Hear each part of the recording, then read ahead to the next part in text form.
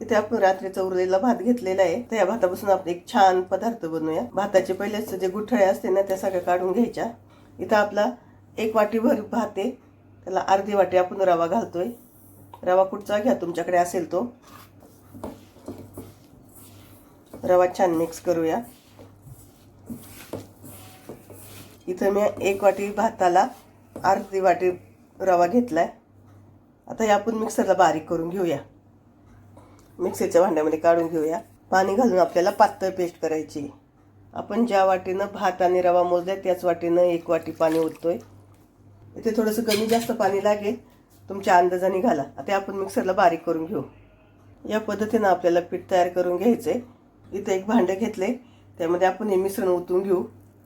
मिक्सरला बारीक केलेले मिश्रण आहे ते ओतून घेऊया. अगदी सगळं काढून घ्यायचं आणि याच्यावर झाकण ठेवून आपण अर्धा तास असंच ठेवून देऊया. इथं भात आणि रव्याचं आपण मिश्रण केलं होतं, त्याला अर्धा तास झाले ठेवून. त्यामध्ये आपण चवीनुसार मीठ टाकणार आहे आणि सोडा मिक्स करून घेऊया. आपल्या भातात मीठ असतं त्यामुळे तुमच्या अंदाजाने मीठ टाका. तवा तापला आपला, त्यावर आपण छोटे छोटे असे पॅनकेक घालून घेऊया. एक बाजू पूर्ण सुकल्यानंतर आपल्याला ते उलटून घ्यायचं आहे. इथं आपली वरची बाजू सुकलेली आहे, आपण उलटून घेऊया.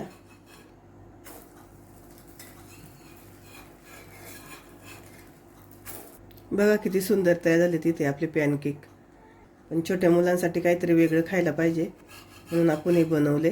अगदी छान झाले. तुम्ही पण तुमच्या मुलांना हे करून द्या. अगदी एका घासात एक खाणार. तुम्हाला पाहिजे ज्या पिठात तुम्ही आंबोळे करू शकता. एकच मोठं घातलं तरी चालते. मी छोटे छोटे केलेत मुलांसाठी. ते आपले तयार झाले, आपण काढून घेऊया. इथं आपण पॅनकेक घेतलाय, त्यावर चॉकलेट टाकूया. अशी लावून घ्यायची सगळीकडून. त्यावर हा दुसरा असा पॅनकेक ठेवायचा.